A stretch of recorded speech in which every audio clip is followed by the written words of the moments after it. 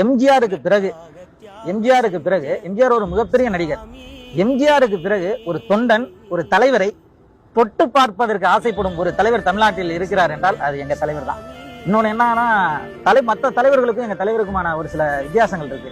நாங்க இவ்வளவு தூரம் எங்க தலைவரை நாங்க உயிரா நேசிக்கிறதுக்கும் கொண்டாடுறதுக்குமான காரணங்கள் இருக்கு.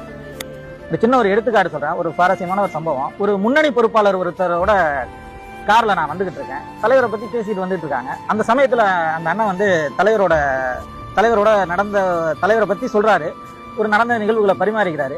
அந்த சமயத்துல அவர் சொல்றது ஒரு நம்மளுக்கே தன்னை அறியாம ஒரு கண்ணீர் வர்ற அளவுக்கு இருக்கு. அதை நான் ஒரு மேடையில ரியலைஸ் பண்றேன். ஒரு புத்தக வெளியீட்டு விழாவுல தலைவர் பேசிட்டு இருக்காரு. தலைவருக்கு மேடைக்கு பின்னாடி நான் நிக்கிறேன். அந்த மேடையில அந்த அண்ணன் கார்ல சொன்ன தகவல் அங்க எனக்கு வெளிப்படுது. கீழே ஒரு மாநில பொறுப்பாளர், எங்க கட்சியோட மாநில பொறுப்பாளர் இருக்காங்க. அவங்களுக்கு ஒரு போன் வருது. அந்த போன் வருது. அவங்க எடுத்துக்கிட்டு வர்றாங்க.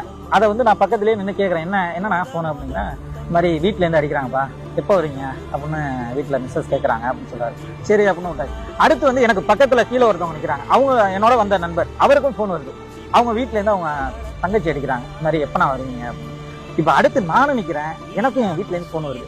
என்னப்பா சென்னை போன, எப்ப திரும்பி வர அப்படின்னு கேட்கறாங்க. அப்பதான் அந்த அண்ணன் சொன்ன தகவல் எனக்கு ஒரு கண்ணீரை வரவழைச்சு. அதே மேடையில தலைவர் முன்னாடி இருக்காரு. இப்ப தலைவர்கிட்டயும் செல்லு இருக்கு.